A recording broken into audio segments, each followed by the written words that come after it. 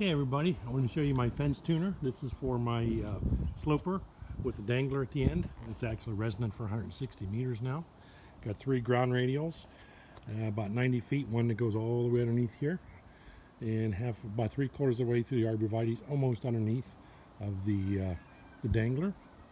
And there's about a 100-foot one that goes all the way across the 70-foot section of the back fence, and probably another 20 or 30 feet down around that brick wall over there.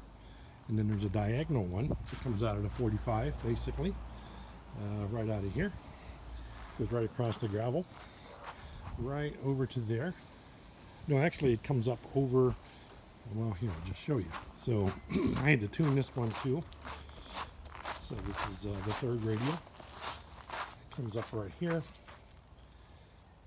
over here, and actually had to use this to tune for 160. It kind of comes all the way to the end here, and it was too long, so I folded it over some. You can see where I folded it right here.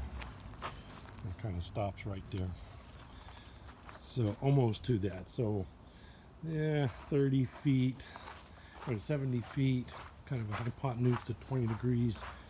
Not sure how long that is, but it's not that important. I did use it to tune for 160, like I said. But what I want to show you is my my tuner, my manual tuner, and I haven't figured out how to switch it in and out yet for 160. So the sloper comes down right there. That's my tensioner, and the feed comes down here. And I had to go with my trusty 901 balun to get this to work reliably. It wasn't working very well before. The 901 seemed to do it. So there's my ground radials there. Goes to the 901 here, into this LC network here. And this is the C, obviously, and this is the L. So the way this works is, if I want to tune it for a half wave on 80, or a full wave on 40 and 20, 2 full waves, I made some adjustments, or I marked the adjustments so I could easily get to these reference points later on if I needed to switch.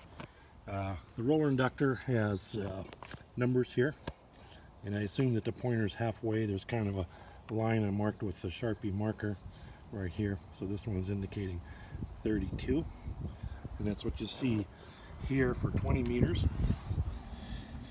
And I actually have the analyzer here, VNA on 20 meters. It's showing indicating a SWR 1.08, very good. And for the capacitor, I have some markings here. I just kind of wrote them right on the blades here, and it's parallel with this stationary blade. I just drew a line there, and I marked it. As it turns out, that this particular capacitor setting is works for 20 and 40 meters. So I got 20, 40, and as you see, that works really well. So if I wanted to go to 40 meters, so first thing I'll do is stop the SWR meter and go on my Rig Expert, hit frequency, and then function will go up to 40 meters. Okay, and then back over to SWR meter, and I want to hit check for start and then start. Okay, no, I didn't change it. Somehow, what did I do wrong? Okay, frequency, function, 40 meters. I think I needed to hit check, there it is, and then check again. Okay, there we go, and then check to start. So it's way out, so we go to our trusty reference here, 40. We need to go to 35, which isn't too far away. I think I just go up to where 35 is right about on that center mark up there, and it's already at 40. And something didn't go well because it's still at 175. So maybe I'm way off here. Okay, so not too far. It just roughs it in. It's kind of close there at 1.09, 1.05. Okay, do I need to update this number? Do I not have this number right? I thought I did. Put the old specs on. Okay. Oh, I was just off at an angle. That's probably 36. If I had to say the mark was here, then yeah, that should be 36. So I'll make our first correction. So we scratch 35, put 36. Okay, so that's our inductor setting for 40. And 20, let's see, so we stop the SWR meter function, we hit frequency, we got to hit function and up arrow to go through the predetermined band settings. 20, I think I hit check, and then check to select the SWR meter and check to start the SWR meter. And for 20, it's the same capacitor setting, talked about that before. So all I need to go is back to 32 on this McGaffer. So find 32. I'm kind of off at a bad angle here. 31, 32 should be right there. And by golly, it is too. 1.05. So there you got it. That's going to work out well. Maybe the next series on this project is I'll figure out how to automate this. Like before, I had my drill motor connected to the roller inductor, at least for 20 and 40. Oh, 80 meters. Yeah, we did not talk about 80 meters. That's kind of how this whole project started. So I'll demonstrate that. I'll show you here. 80 meters. Okay, what do we do here? Stop the SWR meter. Okay, hit frequency, we hit function, down, up, select 80, and check, select that, check to select SWR meter, check to start, so it's at 8. So we're way off. So on a capacitor setting, we actually have to make a change, and where this one is basically open, where there's like no capacitance here, so I just drew a line right on the edge here, along the edge. I just have to remember that that'll be open about there. And this setting, according to my reference chart, is inductor setting 1. So we gotta go way over. Boy, that's a way away, isn't it? So we're gonna put more inductance in there. So what do we got here? 5. Oh, 0. 0. And we call that there 1. So right there. Okay, so 80 is not perfect. 1.16, 1.14, more than acceptable. I could probably touch it up some here. I'm not sure I'm going to get much better than that. 1.18, come on, iffy. 1.1. Gotta be careful. If you get close to the wire, you influence it a little bit. 0.18, basically, according to this, it is, oh boy, so if this is the pointer,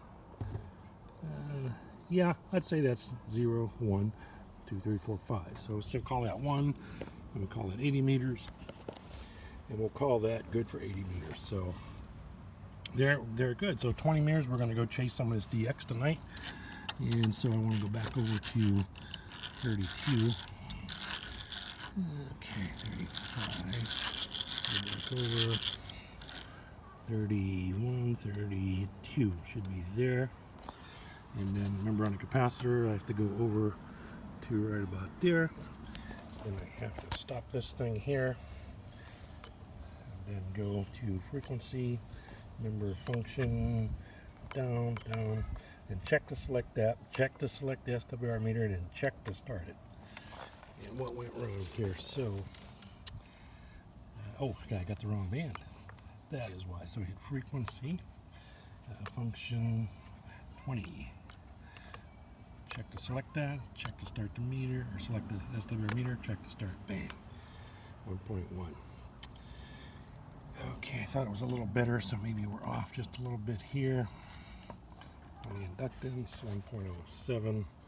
Yeah, that's probably 0.06. Do I hear 1.05? No, yep, I do. By golly.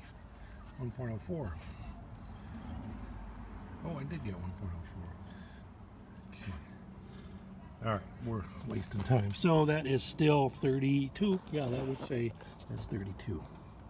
Yeah, 31, 32, depending on what angle you look at it. So I have a little lock knob here, so I can lock that. Just snug it up. So there you have it. And the way this is going to work, I'll shut this off here. Oh, come on. And I have a cover over here. And I'll show you how that works. Take this meter off here. That was the fence tuner project. Pull it off. And my feed line is over here somewhere. It's a coax I got. I'll hook him up to right there. Maybe. I don't know how permanent this setup's going to be, but I'd really like to mechanize it somehow. I got a cross thread. There we go. Nope. With the right hand. These damn connectors.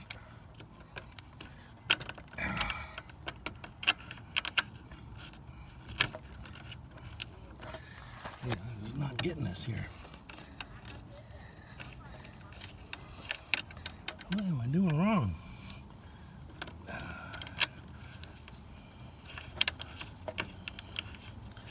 All right, I'm going to set the phone down.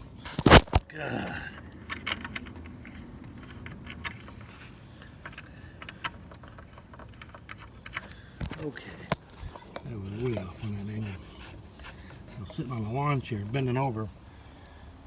And that's part of the problem. So I have this little plastic cover from my auto tuner, SG235. And he's just going to fit right over here. I put a cutout on the bottom for the ground wires.